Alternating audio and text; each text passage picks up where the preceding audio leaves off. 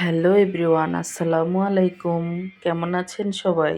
চলে আসলাম নতুন আরেকটি রেসিপি নিয়ে। তো আজকের রান্না হবে বিবাড়িয়ার ঐতিহ্যবাহী চ্যাপা শীদলের তরকারি। হাতে মাখিয়ে রান্না করেছি, এতটা মধুর মতো হয়েছে যে কি বলবো। মানে মধুর মতো বলতে মধুর মতোই, অমৃত আর কি। মানে এই তরকারি একটা থাকলে আর কোনো মাছ মাংস কেউ চাইবে না, বুঝতে পারছেন? এত মজা হইছে আজকের তরকারিটা। এই যে কি দিয়ে রান্না করতেছি, এই যে ডাঁটা, তারপরে বেগুন, আর হইলো দেশি আলু আছে না, ছোট ছোট লাল লাল যে আলুগুলো, দেশি আলু, এগুলো কিন্তু ছিলকা সহকারে মাঝখান দিয়ে শুধু কেটে নিয়েছি। আলু, বেগুন আর ডাঁটা, এগুলো দিয়ে আমি আজকের এই মধু তরকারিটা রান্না করেছি। আর এখানে দিয়েছি বেশি করে কাঁচামরিচ। এই কাঁচামরিচের ঝালটাই কিন্তু তরকারির আসল টেস্টটা নিয়ে আসবে। আর দিয়ে দিলাম পেঁয়াজ আর হলো রসুন কুচি। বেশি করে একটু রসুন কুচি, আস্ত বড় একটি রসুন কুচি দিয়েছি, আর পেঁয়াজটা অল্পই দিয়েছি একটি। তো এখন আমি বাদবাকি মশলাগুলো এখানে দিয়ে দিচ্ছি। স্বাদমতো লবণ, হলুদের গুঁড়ো, মরিচের গুঁড়ো, হ্যাঁ, আর হলো ধনিয়ার গুঁড়ো। এই সবগুলো মশলা একসাথে দিয়ে এখন আমি ভালো করে নাড়িয়ে চাড়িয়ে মিশিয়ে নেব। মিশিয়ে দেন আমি একটা চুলায় বসিয়ে দিচ্ছি। এই যে আরেকটা জিনিস রয়ে গিয়েছে, ভুলে গিয়েছি বলতে। তো আমার ছোট একটি রাইস কুকার আছে, সেটাতে আমি এই যে শিমের বিচি ভেজে তারপর হালকা একটু পানি দিয়ে এগুলাকে মানে সিদ্ধ করে নিয়েছি। যেহেতু বেগুনটা গলে যাবে, শিমের বিচিটা একটু শক্ত হয়, তার জন্য এগুলোকে আমি ভালো করে সিদ্ধ করে নিয়েছি, যেন তরকারিতে শক্ত না থেকে যায়, আর আমার তরকারিটাও যেন না গলে যায়। অতিরিক্ত জাল দিলে কিন্তু সবজির টেস্ট নষ্ট হয়ে যায়। তার জন্য আমি চেষ্টা করি যতটা দ্রুত এটাকে রান্না করা যায়। তো এই যে এখন আমি শিমের বিচিগুলো দিয়ে দিয়েছি। এই সবগুলো উপকরণ একসাথে আমি একটু ভালো করে নেড়েচেড়ে মিশিয়ে নিব।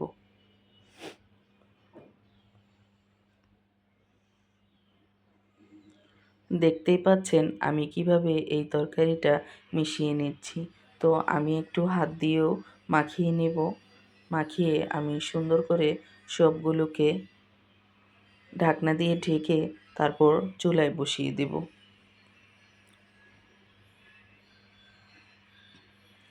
এই যে আমি পানি দেওয়াতে কিন্তু এটা নিচের দিকে মশলাটা চলে গেছে। এটা বলক আসলে কিন্তু আবার ঠিক হয়ে যাবে।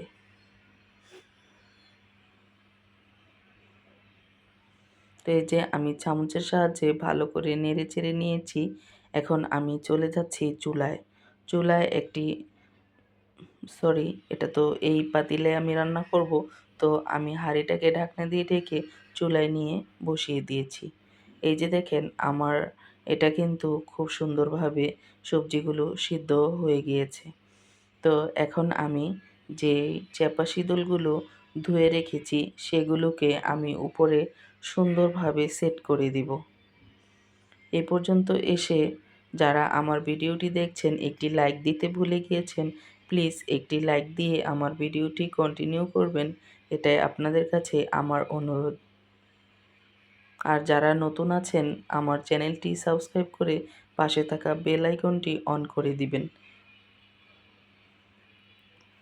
এই যে আমি সুন্দর করে মাথাগুলো ফেলে দিয়েছি, ধুয়ে একদম চকচকা করে নিয়েছি। সেগুলোকে আমি উপরে বিছিয়ে দিয়েছি। এখন আমি ঢাকনা দিয়ে ঢেকে শীতলগুলো নরম হয়ে যাওয়া পর্যন্ত রান্না করে নেব। এখানে আমি সামান্য কিছু পানি দিয়েছি। তরকারিটা বেশি শুকিয়ে গেলে কিন্তু ভালো লাগবে না খেতে। তো এই যে আমার শীতলগুলো সিদ্ধ হয়ে গিয়েছে। এখন আমি নেড়েচেড়ে এই যে কাঁটাগুলো আস্তে আস্তে উঠিয়ে নিব।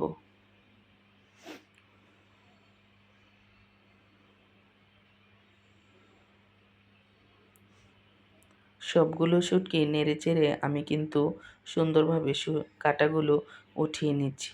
এতে করে আমাদের খাওয়ার সময় এতটা বেশি কাঁটা লাগবে না। আর যেহেতু বাঁশপাতা শীতল, এটাতে তেমন একটি কাটা থাকে না। এই যে মাঝখানের যে কাটাগুলো ছিল সবগুলো আমি তুলে নিয়েছি। এখন আমি ভালো করে নেড়েচেড়ে দিচ্ছি যেন পুরো তরকারিটার সঙ্গে আমার শীতলটা সুন্দরভাবে মিশে যায়। আর এই পর্যায়ে এসে শীতলটা দিলে কিন্তু তরকারির ঘ্রাণটা খুব সুন্দর থাকে। আর আমরা যদি মানে তরকারিটা বসানোর সময় এই শীতলগুলো ধুয়ে দিয়ে দিতাম তাহলে কিন্তু এটার সেন্টটা অনেকটাই কমে যেত।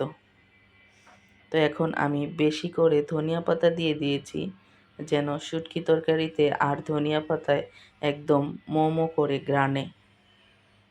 এরকম শুটকি তরকারি কার কার পছন্দ বন্ধুরা, সবাই কিন্তু কমেন্টসে বলে যাবেন। আপনাদের একটি কমেন্টস আমার কাছে খুবই গুরুত্বপূর্ণ, আমার পরবর্তী কন্টেন্ট তৈরি করতে আমাকে হেল্প করবে। যারা এখনও লাইক দিতে ভুলে গিয়েছেন প্লিজ একটি লাইক দিয়ে কন্টিনিউ করবেন, আপনার মূল্যবান বক্তব্য কমেন্টস বক্সে রেখে যাবেন। তো এই যে আমার তরকারিটা কিন্তু অলমোস্ট ডান হয়ে গিয়েছে। কেমন লাগলো আমার আজকের রেসিপি কমেন্টে জানাতে ভুল করবেন না। তো দেখা হবে নেক্সট কোনো ভিডিওতে, আবার চলে আসবো এরকম মজার মজার রান্না নিয়ে। সেই পর্যন্ত সবাই ভালো থাকবেন। আল্লাহ হাফেজ। আসসালামু আলাইকুম ওয়া রাহমাতুল্লাহ।